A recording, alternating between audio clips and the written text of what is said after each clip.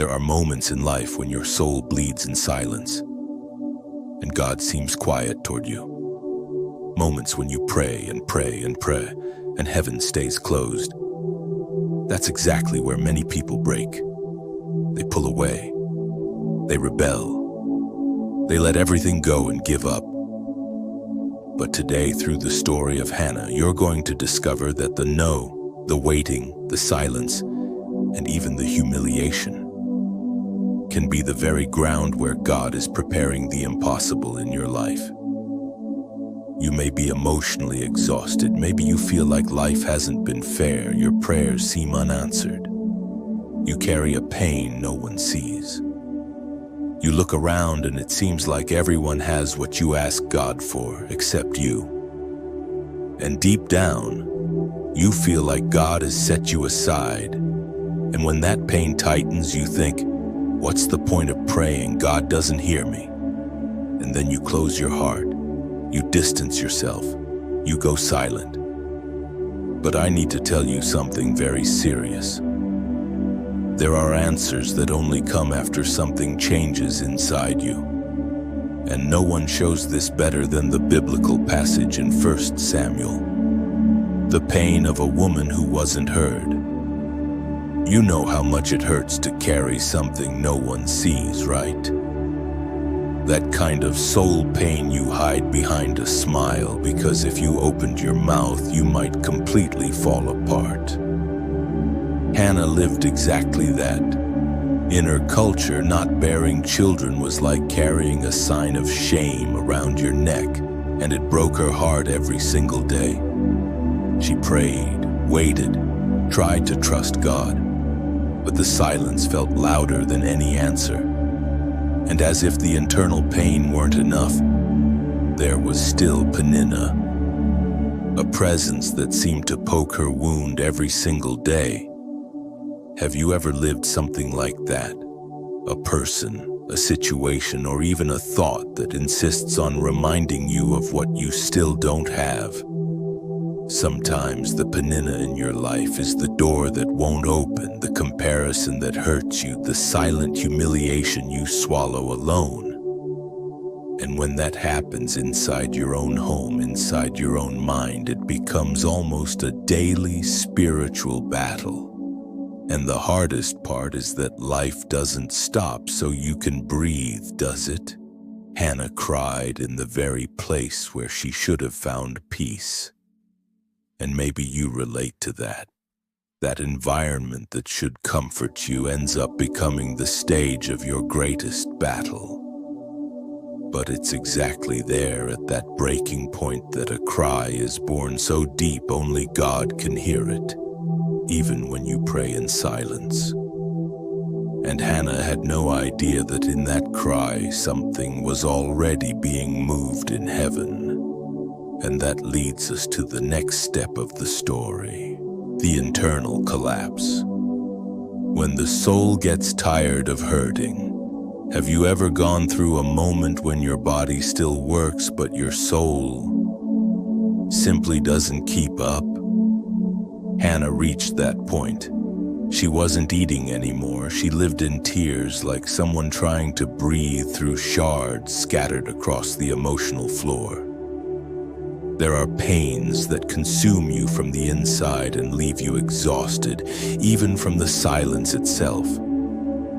That tired faith of hers seemed to cry out for help, even when her lips said nothing. Elkanah tried to help, his way with good intentions, but he didn't understand. And you've probably felt that too. People who love you trying to comfort you, but their words sound out of sync with your pain. It's not malice, it's human limitation. There are pains that not even those who love you can decipher. Only God can reach that hidden part of your heart where the dark night of the soul feels way too long.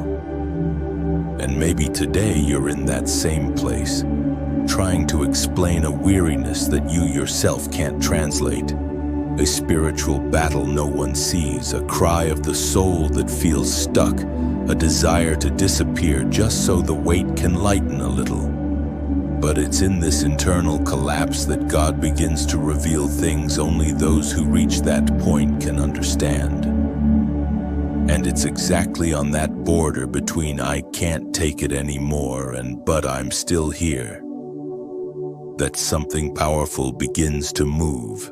And that takes us to the next step of the story, the prayer that comes from the bottom of the pit.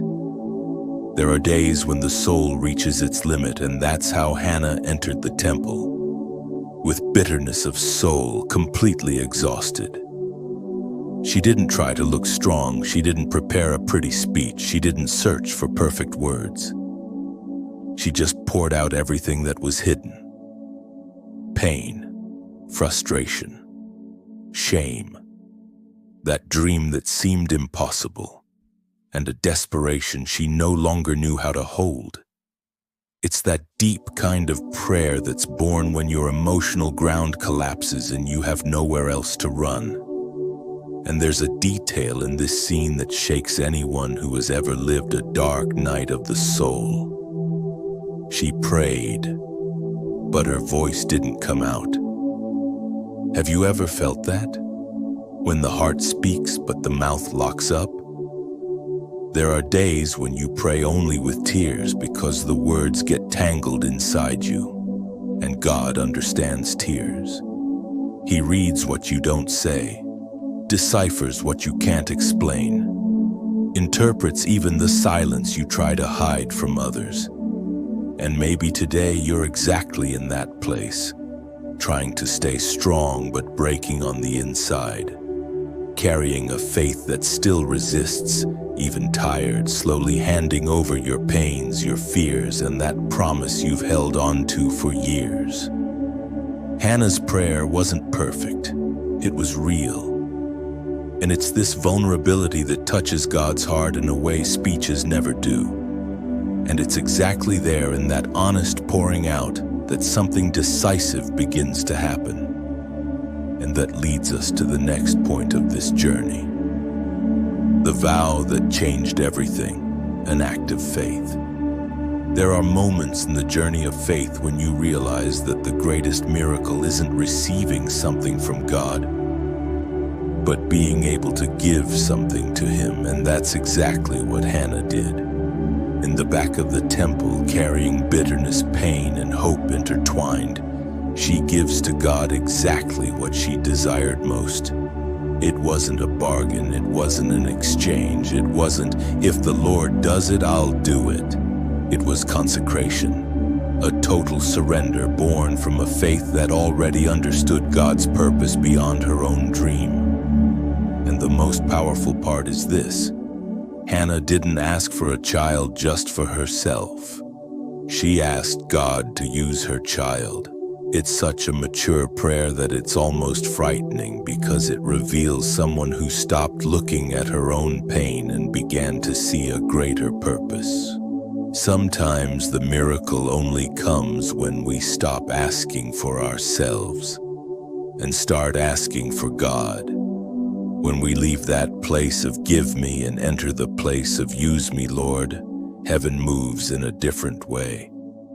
And maybe that's the point where you find yourself today, trying to understand what God wants to do with what you desire so deeply. There are dreams that only become reality when you stop holding on to them out of fear and place them in God's hands, trusting His work even without understanding everything. It's a surrender that hurts but sets you free. And it's exactly in this movement of spiritual maturity that the story begins to change. And that's where we reach the next chapter of this journey. The internal change before the external change. There is something very powerful happening there, almost invisible to human eyes. Hannah rises from the floor, still without a child, still barren, still without any proof that God would do something. But her face was no longer sad. That says a lot, because sometimes the miracle begins inside you before it shows up on the outside. The answer hadn't arrived, but faith started breathing again. And when faith breathes, the soul finds spiritual renewal. It's like that moment when you cry everything you needed to cry, pour out the pain, surrender the control, and suddenly feel a relief that makes no logical sense. Nothing changed in the circumstance, but something changed inside. A peace that shouldn't be there appears, an unexpected rest takes over, a hope in God rekindles like an ember coming back to life. This isn't emotion, it's divine intervention within the soul. It's God restoring from the inside before revealing on the outside. And maybe you're exactly in that in-between place. Nothing has changed in your life, but you feel that something has changed in your perception. The pain still exists, but it no longer dominates. The waiting continues, but it's lighter now. This is God moving to prepare you for what's coming, realigning your heart with His will. Because heaven always starts at the root before showing the fruit. And it's exactly at this point that the story takes a decisive step and leads you to the next chapter. When heaven answers at the right time, there comes that moment in the story that gives you chills just imagining it. God remembered Hannah, not because He had forgotten, but because His timing finally met her heart at the exact point. And when God's timing meets a faith that persists, something impossible begins to move in the unseen. Hannah becomes pregnant. The womb that once carried silence now carries a living promise. It's the kind of answer that arrives gently, but changes everything. Samuel is born, a miracle that not only fills Hannah's arms, but confirms that God's faithfulness never fails. The impossible comes as living proof that the waiting wasn't in vain, that the spiritual desert wasn't a waste of time, and that the soul's pain didn't cancel God's purpose. Sometimes the no from before wasn't rejection. It was preparation. He was preparing Hannah, preparing the time, preparing the setting. True miracles don't arrive rushed, they arrive aligned. And maybe you're living exactly in that interval between promise and fulfillment. That place where everything feels delayed, but God is adjusting details you can't see. Hope may have weakened, but when God decides to move, no one can stop Him. He turns tears into testimony, exhaustion into spiritual victory, silence into an answer that comes from heaven. And it's at this point in the story, when the impossible becomes real, that something even deeper begins to unfold. And that leads us to the next step of this journey, Hannah giving back what she loved most. There is something almost unexplainable in Hannah's courage. She fulfills the vow. She doesn't tremble, she doesn't go back, she doesn't act out of momentary emotion. She takes Samuel, the son she waited for years, the impossible miracle, the prayer answer born from tears, and brings him to the temple. This is faith that persists in total surrender. It's when the heart understands that what God gives, when given back to Him, multiplies in purpose. And this scene is so powerful it moves anyone who has ever had to let go of something they loved. Because surrendering when it hurts requires conviction, not emotion. It requires trusting God's work even when everything inside you wants to hold on. But Hannah proves a powerful truth. When God sees someone willing to give, He gives much more. It's as if heaven says, now you're ready to live something greater than you imagined. And the result of that surrender is enormous. Samuel doesn't just become a special child. He becomes a prophet, a judge, a leader of Israel, one of the greatest men in the Bible. The barren woman becomes the mother of a milestone in the spiritual history of the people. This shows that God never keeps what you give him. He returns it multiplied, transformed, aligned with a greater purpose. And it's exactly at this point in the journey that Hannah's story becomes a portrait of what God also wants to do in yours, preparing the ground for the next step. If you're living through God's silence, take a deep breath, because Hannah's story proves to you that silence isn't punishment, it's preparation. God saw your tears, even the ones you wiped quickly so no one would notice. He heard the voiceless cry, the one you made trapped inside your chest. He saw the humiliations no one imagines. He saw when your soul grew tired and you thought you didn't have the strength to hold on anymore. He saw everything, and he never took his eyes off you. And this truth needs to settle in your heart. You are not forgotten. Even when your faith feels small, he is shaping you to carry something greater, just like he did with Hannah. Her timing wasn't delayed, it was aligned. Yours will be too. There are miracles that require preparation, promises that require maturity, answers that only come when you're ready to honor them. And maybe what you call waiting, God calls building. So hold this close. What hurts today will make sense tomorrow. Where there is silence today, there will be an answer from heaven tomorrow. You are being trained, strengthened, restored from the inside out. And when God completes this work in you, nothing and no one will be able to steal what he places in your hands. Because he doesn't waste pain, he turns pain into purpose and purpose into spiritual victory. If this message spoke to you, leave in the comments. I believe even in God's silence.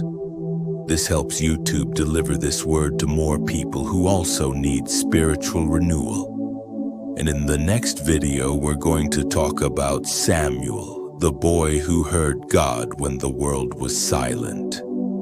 Subscribe and turn on notifications so you don't miss this continuation.